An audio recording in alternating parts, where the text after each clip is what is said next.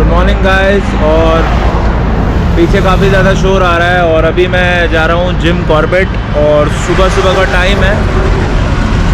तो सुबह का टाइम है और मैं अभी खड़ा हूँ हापुड़ के पास, एक हाईवे के पास, और पीछे मेरी आपको बाइक दिख रही होगी। और सुबह का टाइम है, उसकी वजह से काफ़ी ज़्यादा शोर है। और यहाँ पे मैं इसलिए रुका हूँ क्योंकि पीछे आपको मैं दिखाता हूँ कि कितना अमेजिंग व्यू हो रहा है। सुबह सनराइज़ होने वाला है और दिल्ली से मैं निकला था ऋषिकेश जिम कॉर्बेट के लिए। ये पूरा आपको दिख रहा होगा, आसमान कितना सुंदर लग रहा है। ये सुबह का ट्रैफिक जा रहा है, मॉर्निंग का टाइम है। आज बहुत अच्छा दिन है क्योंकि आज से नवरात्रे भी शुरू होने वाले हैं और ईद का भी टाइम है। तो ईद और नवरात्रे दोनों, हिंदू और मुस्लिम दोनों धर्मों के लिए काफ़ी लोगों का सेलिब्रेशन का टाइम है, काफ़ी पॉजिटिव टाइम है।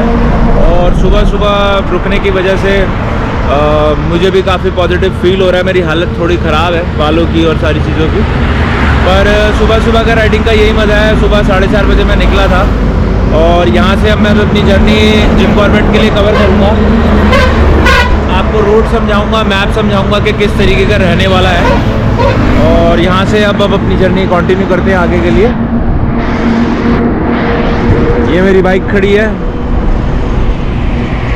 इस टाइम हाईवे पे हम रुके हुए हैं। और ये मेरा लगेज है जो मैंने बांधा हुआ है।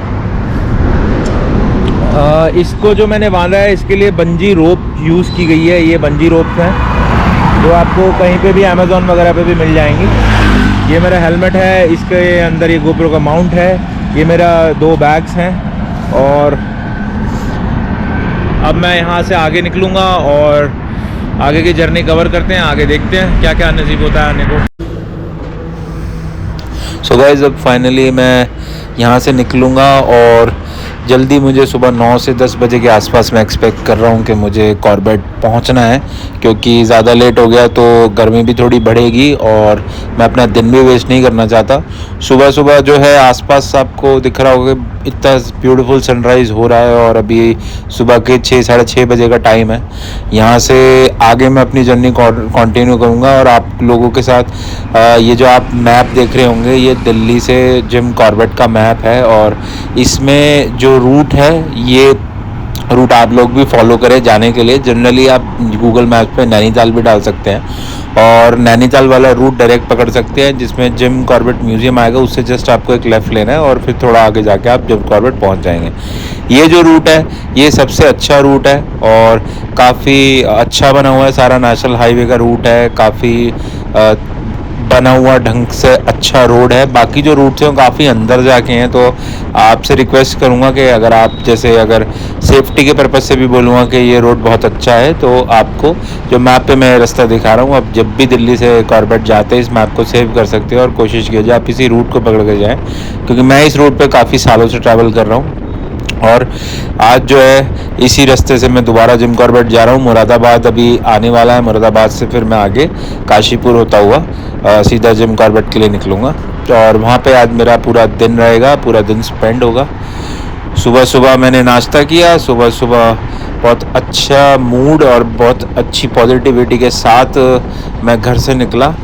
और ये ट्रैवल वाली जो लाइफ है इसमें बहुत सारे लूप होल्स भी रहते हैं कि आप जब ड्राइव कर रहे होते हैं हाईवे पे या बाइक चला रहे होते हैं तो बहुत सारी चीज़ों के आपके रिस्क भी होते हैं, बहुत सारी चीज़ों का आपको ध्यान रखना होता है। आपको इन चीज़ ये सोचना होता है कि कहीं आप जो व्हीकल्स रोड पे चल रहे हैं वो बहुत ज़्यादा हार्मफुल होते हैं, बहुत ज़्यादा डेंजरसली लोग ड्राइव करते हैं। तो आपको बहुत ध्यान रखना है राइड करते हैं, स्पेशली यंगस्टर्स को, क्योंकि यंगस्टर्स जो है काफ़ी ज़्यादा बहक जाते हैं और हमने देखा है कि बहुत सारे एक्सीडेंट्स वगैरह भी इसी रीज़न की वजह से रोड पे होते रहते हैं। तो गाइज़ अपनी सेफ्टी का ध्यान ज़रूर रखें और ये गलती ना करें, अपने फैमिली के लिए भी सोचें। और जब भी आप राइड कर रहे हैं, जैसे कि मैंने आपको वीडियो में अपने गियर्स वगैरह भी दिखाए कि मैं कितने सारे गियर्स पहन के राइड करता हूँ, प्रॉपर हेलमेट ISI मार्क का मेरा बहुत स्ट्रॉन्ग हेलमेट है जो मैं यूज़ करता हूँ। और आप लोगों को भी इन चीज़ों का यूज़ करना है। गियर्स आप सारे अपने परचेज़ कर लीजिए अगर आप लंबी राइड करना चाहते हैं, क्योंकि आपकी जो सेफ्टी है उससे ज़्यादा इम्पोर्टेंट कुछ नहीं है। अगर आपके पास गेयर्स हैं, आपके पास हेलमेट है अच्छा, और बाई चांस आपकी बाइक स्लिप भी हो जाती है तो आपको बहुत कम चोट आएगी और आपकी लाइफ बच सकती है, आपकी बॉडी इंजरी बच सकती है। तो इन सारी चीज़ों का बहुत ध्यान रखें और लाइफ को बिल्कुल भी मज़े में ना लें। बहुत सीरियसली तरीके से राइड करें, एंजॉय करें, पर बहुत सारी चीज़ों का आपको ध्यान रखना पड़ेगा। यहाँ से अब जो है जिम कॉर्बेट के लिए एक कट आएगा जो अंदर इस रोड पे जो आप देख रहे हैं, ये पीछे से रोड चलता आ रहा है। इस रोड पे काफ़ी सारे पेट्रोल पंप्स भी हैं, कुछ सीएनजी पंप्स भी हैं। तो जितने लोग दिल्ली से सीएनजी के बेसिस पे आने की सोच रहे हैं वो भी आ सकते हैं। इस रोड पे सीएनजी पंप भी आपको मिलेंगे, पेट्रोल पंप भी कई हैं। और यहाँ से अब मैं आगे कॉर्बेट पहुँचूँगा। तो गाइस फाइनली मैं आ गया हूँ जिम कॉर्बेट, और ये आसपास राइट और लेफ़्ट में आपको जो दिख रहा है ये है डिकाला जाने का रास्ता, जो कि धनगढ़ी गेट के पहले ये 10 से 12-13 किलोमीटर का रोड है या हाईवे आप किसे कह सकते हैं, जिस पे सारे व्हीकल्स कम्यूट करते हैं। और ये आपका बहुत अमेजिंग जो आपको दिख रहा होगा राइट साइड में सारे ये पहाड़ हैं नैनीताल के, और नीचे इसके साथ रिवर बह रही है। और लेफ़्ट साइड में जो पूरा आपका ये पूरा कॉर्बेट का एरिया है, जंगल पूरा का पूरा जंगल है। वाइल्ड लाइफ इसके अंदर सारे टाइम इसमें क्रॉसिंग करती रहती है, सारे animals right to left cross करते हैं। और यहाँ पे बहुत सारे एनिमल्स की स्पॉटिंग मूवमेंट सब रहता है, और इसलिए सुबह सुबह मैं यहाँ पे एंटर हुआ हूँ। और यहाँ पे देखते हैं कि मुझे कुछ स्पॉट हो पाता है या फिर कितनी एनिमल की स्पीशी यहाँ पे दिख जाती हैं। तो देखता हूँ मुझे भी आज यहाँ पे क्या स्पॉट होने वाला है और क्या क्या दिख सकता है। बहुत एक्साइटेड हूँ मैं इस एरिया को कवर करने के लिए, और यहाँ पे थोड़ा रिस्क भी है, तो मैं पूरा इस चीज़ का ध्यान रखूँगा कि किसी भी तरीके का इशू ना हो और कोई भी एनिमल के फेस पे लाइट ना पड़े या कोई भी एनिमल हर्ट ना हो या कुछ भी ऐसा ना हो जिससे कोई एनिमल डिस्टर्ब हो। तो लेट्स सी कि यहाँ पे आज क्या क्या एक्सप्लोर मैं कर पाऊँगा। तो गाइस अभी मैं हूँ जिम कॉर्बेट नेशनल पार्क के अंदर, और ये है डिकाला का जोन है, ये पूरा कोर एरिया है पूरा। और अभी मैं आपको पीछे ये जो आप जितना भी एरिया देख रहे हैं ये सारा टाइगर लेपर्ड या एलिफेंट डियर सारा कोर एरिया है ये कम्प्लीटली। और इसके साथ साथ बफर जोन है जिसमें मैं आपको दिखाता हूँ पीछे। ये आपको जो गाँव में छोटे छोटे घर दिख रहे हैं बने हुए, ये छोटे छोटे घर बने हुए हैं, ये यहाँ के ट्राइबल विलेज के लोग हैं जिनके ये घर हैं। और यहाँ पे लोग रहते हैं, कोएग्जिस्ट करते हैं एनिमल्स के साथ और जानवरों के साथ कोएग्जिस्ट करते हैं।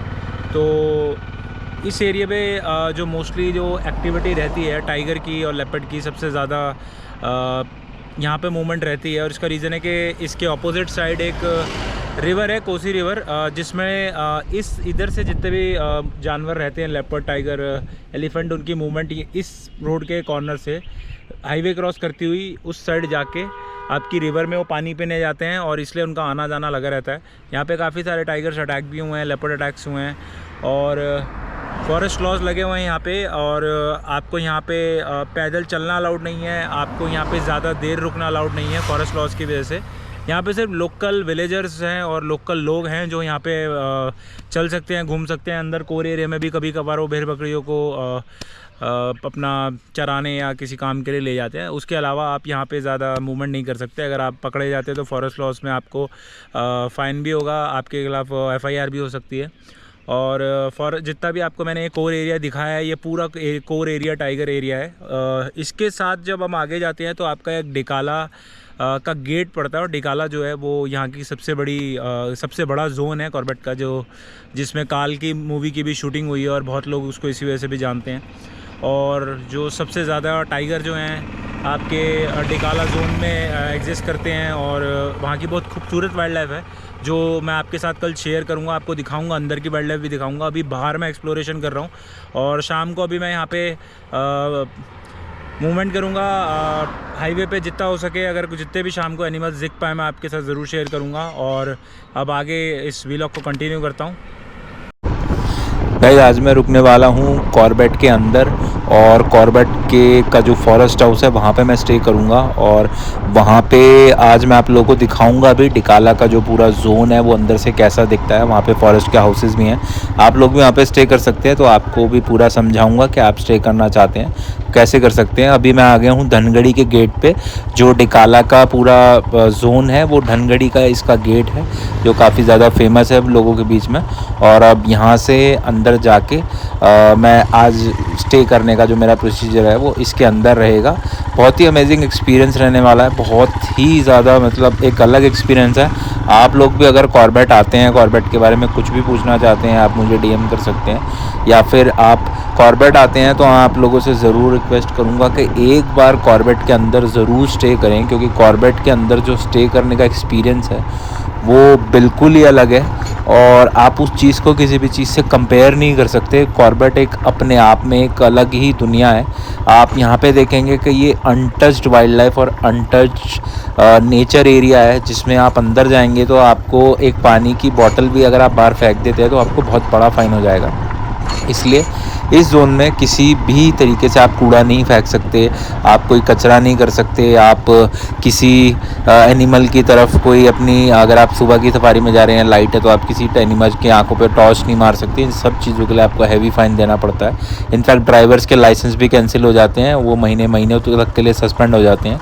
तो फॉरेस्ट लॉज जो हैं वो बहुत ज़्यादा स्ट्रिक्ट रहते हैं, बहुत ज़्यादा टफ रहते हैं। तो इसलिए आप भी इन चीज़ों का ध्यान रखें कि आप कभी भी कॉर्बेट आते हैं तो बहुत तमीज़ से, बहुत तरीके से नेचर को एक्सप्लोर करने आए। स्पेशली जो फैमिलीज़ आती हैं अपने बच्चों के साथ, उनको थोड़ा तरीके से आप समझा के लाएं। वो टाइगर्स की या जो कोई भी एनिमल स्पॉट होता है उसकी तरफ बहुत ध्यान से रहें, बहुत तरीके से उसको समझें, नेचर को समझें, नेचर की ब्यूटी को समझें। और ज़्यादा शोर ना मचाएं, जंगल में ज़्यादा शाउट ना करें, क्योंकि उससे भी एनिमल वाइल्ड लाइफ डिस्टर्ब होता है। और नेचुरल वे में जब आप, क्योंकि एनिमल्स तो आप जू में भी देख सकते हैं, बट आप नेचुरल वे में जब एनिमल्स को देखेंगे, उनकी हैबिटेट देखेंगे, उनको देखेंगे किस तरीके से रह रहे हैं, किस तरीके से मूव कर रहे हैं। और रात को जब आप यहाँ स्टे करेंगे धनगढ़ी से जो अंदर डिकाला का जोन है, बहुत अमेजिंग है। सो गाइस, राइट नाउ मैं हूँ डिकाला की सेंट्रल रेंज में, कॉर्बेट की। और ये डिकाला का पूरा आपको दिख रहा होगा पीछे जो है पूरा फॉरेस्ट हाउस एरिया है। कम्प्लीटली ये फॉरेस्ट के कॉटेजेज़ हैं जो फॉरेस्ट डिपार्टमेंट ने यहाँ पे बनाए हुए हैं स्टे के लिए। और ये डिकाला का सेंट्रल पार्ट है, कोर के एरिया के अंडर आता है ये पूरा। यहाँ पे वाइल्ड लाइफ जो है पूरी रात इधर उधर मूवमेंट करती है, तो आप बिल्कुल वाइल्ड लाइफ के बीच में रहते हैं, स्टे करते हैं। और ये कॉटेजेज़ मैं आपको दिखाता हूँ, ये कॉटेजेज़ हैं जो यहाँ पे बनाए हुए हैं, इनके अंदर आप रात को स्टे करते हैं। और ये बाहर का इसका सारा सीटिंग एरिया है। रात को आपको दरवाजे वगैरह सब बंद करने पड़ जाते हैं, क्योंकि यहाँ पे रात को कोई भी एनिमल जो है वो एंटर कर सकता है, किसी भी टाइम एंटर कर सकता है, कहीं से भी आ सकता है, तो वो बहुत ज़्यादा रिस्की रहता है। और ये पूरा कॉटेज इसका एरिया है। इसके सामने मैं आपको एक बहुत अमेजिंग व्यू दिखाता हूँ, जो कि बहुत ही सुंदर है। ये डिकाला का पूरा कॉर्बेट का बिल्कुल अनटच्ड एरिया है। इसमें अभी जैसे कि मैंने देखा कि सुंदर होने के साथ साथ पूरे पहाड़ हैं, नीला पानी है, नदी है। और आपको इसमें छोटे छोटे मीन्स आपको एलिफेंट्स का यहाँ पे झुंड दिखेगा, जो आपको चींटी जैसे दिखेंगे। तो जितना मेरे लिए पॉसिबल होगा मैं आपको क्लियरली दिखाने की कोशिश करूँगा। और यहाँ से मैं आपको व्यू दिखाता हूँ, जो कि सो गाइज ये है फॉरेस्ट हाउस जो आप लोगों को मैंने बताया था। ये पूरा एरिया आप देख रहे होंगे, इतना ब्यूटीफुल एरिया है। और ये पूरा जो फॉरेस्ट हाउस है, यहाँ पे गेस्ट हाउस है, यहाँ पे एक डॉर्मेट्री हैं, कॉटेजेस हैं, और डाक बंगला भी जो पुराने टाइम में कहा जाता था, ऐसी जगहें हैं। तो ये बहुत पुराने तरीके का बना हुआ है, बहुत पुराना है और बहुत ब्यूटीफुल है। मतलब यहीं पे आपको लंच वगैरह सब प्रोवाइड किया जाता है।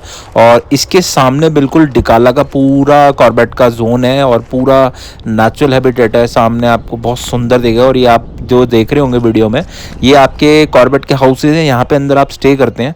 अभी सामने ये मैं जो आपको दिखा रहा हूँ, ये पूरा आप देख रहे होंगे नीला आसमान, सामने नदी, पीछे पहाड़, और इसमें बहुत सारे जानवर, मतलब हर स्पीशी जानवर की है।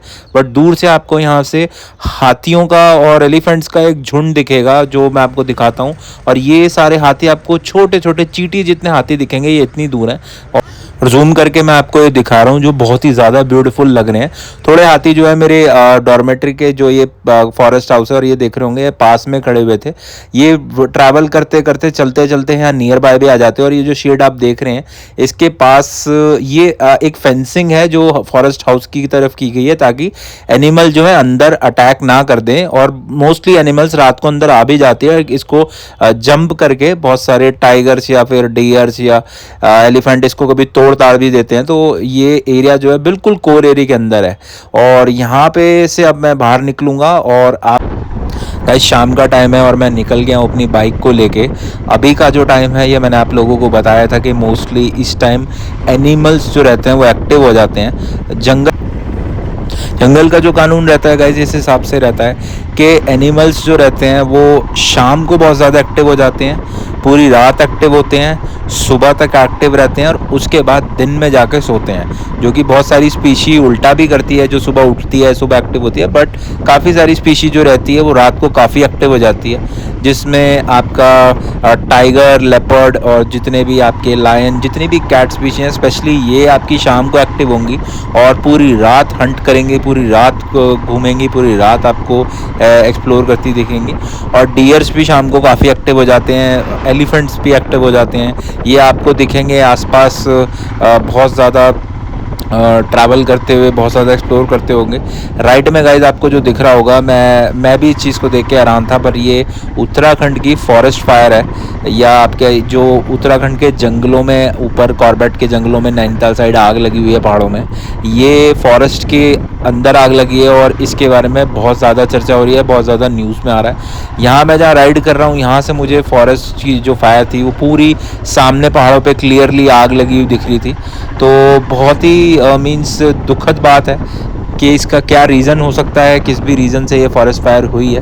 और बस यही प्रे करते हैं कि जल्दी से फॉरेस्ट फायर ख़त्म हो जाए, और जितनी भी आगे पहाड़ों पे लगी हुई है ये इसकी वजह से काफ़ी नुकसान होता है, काफ़ी ज़्यादा स्पीशी जो हैं वो मर जाएंगी, जो क्योंकि बहुत सारे एनिमल तो मूव कर लेंगे, पर बहुत सारे इंसेक्ट्स हैं, बहुत सारे स्पीशी ऐसी है जो तेज़ नहीं मूव कर सकती, जैसे स्पाइडर्स हैं, स्नेक्स हैं, या आपके वॉर्म्स हैं। और आप राइट में देख रहे होंगे पूरा आग दिख रही होगी आपको, और बहुत सारी स्पीशी की इस वजह से डेथ होगी। ये सामने आपको दिख रहा होगा पूरा पहाड़ों में आग लगी हुई है, पूरा ऊपर तक आपका सब जल रहा है। और शाम को मैं अभी यहाँ निकला हूँ कि अगर मैं कोशिश पूरी करूँगा कि मुझे अगर यहाँ पे कुछ स्पॉट हो पाए तो मैं आप लोगों को ज़रूर दिखाऊँ, क्योंकि लास्ट टाइम जब मैं कर्नाटका के अंदर था, जो कि बंदीपुर टाइगर रिजर्व है, वहाँ पे मुझे एक बहुत ब्यूटीफुल कोबरा स्पॉट हुआ था जिसने जंप करी और लगभग मेरे पैर पे काटने वाला था। उसकी वीडियो भी मैं आगे डालूंगा, बट अभी मैं यहाँ इसलिए आया हूँ कि मैं जितने भी एनिमल की स्पीशी इस टाइम इवनिंग में स्पॉट कर सकता हूँ वो स्पॉट करने के लिए ज़रूर ट्राई करूँगा।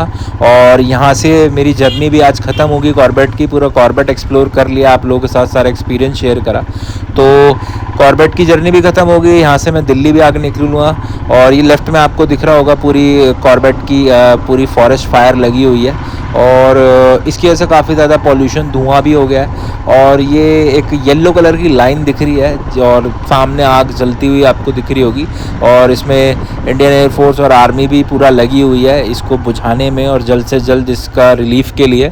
बट इसका रीज़न ये बताया जा रहा है कि कुछ लोगों ने इसे लगाया है या फिर ये खुद लगी है, इसका कोई क्लियर नोटिफिकेशन नहीं है किसी के पास। और यहाँ से अब मैं आगे बढ़ूँगा, आगे एक्सप्लोर करता करता ढूंढूंगा कि आज मैं क्या स्पॉट कर पाता हूँ, यही कोशिश है। और सेफ्टी के लिए मैं आप लोगों को बताना चाहूँगा कि यहाँ पे जो मैं आपको ये रोड दिख रहा है, अब सनसेट से जैसे रात का टाइम हो गया है, तो ये एरिया जो है काफ़ी ज़्यादा डेंजरस है। आप लोगों को वीडियो में इतना ज़्यादा नहीं लग रहा होगा, बट मैं आप लोगों के साथ ये रिव्यूज़ इसलिए शेयर कर रहा हूँ और आप लोगों को ये गाइडेंस भी दे रहा हूँ कि यहाँ पे जो लोकल विलेज के लोग हैं, लोकल ट्राइबल लोग जो हैं रहते हैं, जिन्होंने छोटी छोटी दुकानें खोल रखी हैं, उनके साथ मेरा कन्वर्सेशन हुआ, उनके साथ मेरी बात हुई, उन्होंने मुझे चीज़ बताई कि इस रोड पे रात को, शाम को ट्रैवल करना बहुत ज़्यादा रिस्की है, लाइफ थ्रेटनिंग है। है, उसका रीज़न मैं आपको बताता हूँ। क्योंकि इस टाइम जैसे कि मैंने आपको बताया कि सारे एनिमल एक्टिव हो जाते हैं, जिसमें टाइगर जो है सबसे ज़्यादा एक्टिव एनिमल है, और वो इस रोड के आसपास पूरा मूव करता है। यहाँ पे डियर्स क्रॉसिंग करते हैं, उस तरफ नदी में पानी पीने जाते हैं, और कोशिश करूँगा अगर मैं यहाँ डियर स्पॉट भी कर पाऊँ तो आप भी वीडियो को ध्यान से देखते रहिएगा कि आपको इसमें डियर ज़रूर क्रॉस करते दिखेंगे, या आपको डियर जो है स्पॉट कभी भी हो सकते हैं। तो एनिमल जो है मैंने आपको बताया कि टाइगर जो है उसकी बहुत ज़्यादा मूवमेंट रह जाती है, शाम को काफ़ी ज़्यादा एक्टिव हो जाता है। इस वजह से इस रोड पे अगर आप गाड़ी में आ रहे हैं, आप 4 व्हीलर में हैं, तो रिस्क बहुत ज़्यादा कम है, क्योंकि तब आपके पास एक प्रोटेक्शन रहती है, गाड़ी रहती है, आप शीशे बंद कर सकते हो, और टाइगर जो है गाड़ी का नुकसान कर सकता है पर गाड़ी के अंदर नहीं आ सकता। बट जब आप 2 व्हीलर पे हैं तो आप सामने सामने एक तरीके से अपने आप को एक्सपोजर में छोड़ रहे हैं टाइगर और आपके एनिमल्स के सामने, कि कोई भी एनिमल्स अगर स्पीड से आके, चाहे वो सांबर डियर भी क्यों ना हो, अगर वो स्पीड से आके आपको टक्कर मारेगा तो आप जो है बहुत ज़्यादा दिक्कत में आ जाएंगे। आपकी व्हीकल का तो लॉस होगा ही होगा, आपकी जान भी जा सकती है, आपको इंजरी भी हो सकती है, क्योंकि वाइल्ड एनिमल जू एनिमल्स की तरह या पेट एनिमल्स की तरह नहीं होते हैं। तो इस चीज़ का आपको ध्यान रखना है कि आप यहाँ आए तो 4 व्हीलर पे ही आए, 2 व्हीलर पे ना आए। मैं यहाँ आता रहता हूँ और मैं बहुत ज़्यादा एक्सपीरियंस रखता हूँ, इसलिए मैं रिस्क बहुत कैलकुलेटिव लेता हूँ, बहुत सोच समझ के लेता हूँ। बट बाकी लोगों को मैं कभी सजेस्ट नहीं करता कि इस तरीके का रिस्क लें। इनफैक्ट बहुत सारे वाइल्ड लाइफ फोटोग्राफर भी हैं, वो भी इस तरीके से रिस्क नहीं लेते हैं। वो भी जंगल के अंदर जाते हैं तो सफारी करते हैं, तरीके से सफारी करने के बाद वो अपनी पिक्चर्स वगैरह शूट करते हैं। तो आपको ये ध्यान रखना है कि जब भी आप वाइल्ड लाइफ एरिया में, फॉरेस्ट एरिया में है, तो आपको इस चीज़ का हमेशा ध्यान रखना है कि आप लोग अपनी सेफ्टी को पहले प्रेफरेंस दें। गलती से भी आप ऐसे एरिया में बहुत ध्यान से रहें, क्योंकि एनिमल्स बहुत ज़्यादा एक्टिव होते हैं इस टाइम। और कॉर्बेट जो है वो एक नॉर्मल जंगल नहीं है या कोई छोटा मोटा जंगल नहीं है, ये नेपाल तक जाता है इंडिया से, और 1000 किलोमीटर से ऊपर का जंगल है। इसकी एक साइड नैनीताल है और एक साइड आपकी ऋषिकेश है, तो आप समझ ही सकते हैं कि कितना बड़ा जंगल होगा। तो इसलिए यहाँ पे सारी स्पीशी, हर एनिमल की स्पीशी यहाँ पाई जाती है, और इंडिया के सबसे ज़्यादा टाइगर भी इसी नेशनल पार्क में मिलते हैं और एग्जिस्ट करते हैं। और इस कॉर्बेट की बहुत बड़ी हिस्ट्री भी जुड़ी हुई है जिम कॉर्बेट के साथ, जिन्होंने लगभग 50 से 55 या 60 टाइगर किल किए थे, क्योंकि उस टाइम जो टाइगर थे वो मैन ईटर हो जाते थे। और उनका म्यूज़ियम भी यहाँ पे बना हुआ है, और उनका स्टैचू, इनफैक्ट इस पार्क का नाम भी जिम कॉर्बेट इसलिए क्योंकि उनको श्रद्धांजलि दी गई है, क्योंकि उन्होंने यहाँ पे काफ़ी टाइम, काफ़ी साल निकाले और बहुत सारे टाइगर्स की किलिंग करी जो मैन ईटर बन गए थे। और उसके बाद मैन ईटर बनने के बाद बहुत सारे लोगों का शिकार हुआ। जैसे आप देख रहे होंगे गाड़ियाँ खड़ी हुई हैं, लोग यहाँ पे बहुत एनिमल्स को स्पॉट करने 4 व्हीलर्स में आए हुए हैं, वो बहुत नॉर्मल चीज़ है यहाँ पे करना। और जिम कॉर्बेट जो हैं उन्होंने यहाँ पे किलिंग्स करी थी नैनीताल तक पूरे। उस टाइम बहुत ख़तरनाक टाइगर हुआ करते थे। ऐसा कहा जाता है कि आज जो टाइगर हैं उनसे 2 गुना 3 गुना उनकी हेल्थ हुआ करती थी, बहुत खूंखार टाइगर होते थे। और जिम कॉर्बेट अकेले उनको आप कह सकते हैं कि मैन ईटर्स को मारने के लिए निकल जाते थे, और अकेले जंगलों में कई सालों तक वो रुके, अकेले एक राइफ़ल के साथ। उनके म्यूज़ियम अगर आप आते हैं, आप ज़रूर जिम कॉर्बेट जब आएंगे उनके म्यूज़ियम ज़रूर जाइएगा, क्योंकि आपको पता चलेगा इस जगह की हिस्ट्री क्या है, वो किस तरीके से यहाँ रहते थे, गवर्नमेंट ने उन्हें किस तरीके से अपॉइंट करा, और किस तरीके से उन्होंने यहाँ के ट्राइबल लोगों की जान बचाने के लिए काफ़ी टाइगर्स की किलिंग करी। हालाँकि उस चीज़ को मैं बिल्कुल सपोर्ट नहीं करता कि उन्होंने जितने भी टाइगर्स मारे तो उन्होंने कोई बहुत बड़ा काम कराया है। बहुत कोई, ये आप गाड़ी देख रहे होंगे, ये भी लेफ्ट में ऐसे खड़ी हुई है। यहाँ बहुत सारे लोग मुझे दिल्ली गुड़गांव के दिखे जो कि यहाँ पे इसलिए आए हुए थे कि वो उन्हें किस तरीके के एनिमल स्पॉट हो पाएँ और उनको भी कुछ ऐसा एक्सपीरियंस हो पाए। मैं भी इसी तरीके से यहाँ इसलिए घूम रहा हूँ कि मैं भी कुछ ऐसा एक्सप्लोर कर पाऊँ, मैं कुछ ऐसा देख पाऊँ, ऐसा कुछ एक्सपीरियंस ले पाऊँ जो आप लोगों के साथ शेयर कर सकूँ। तो लेट्स होप मैं आप लोगों को यहाँ पे कोई एनिमल अगर अभी मुझे दिखता है तो उसकी ज़रूर मूवमेंट मैं आपको कैप्चर करके दिखाऊँगा। तो ड्राइव करते करते लेट्स सी कि क्या एक्सपीरियंस रहता है, और लेट्स सी क्या करने को मिलता है।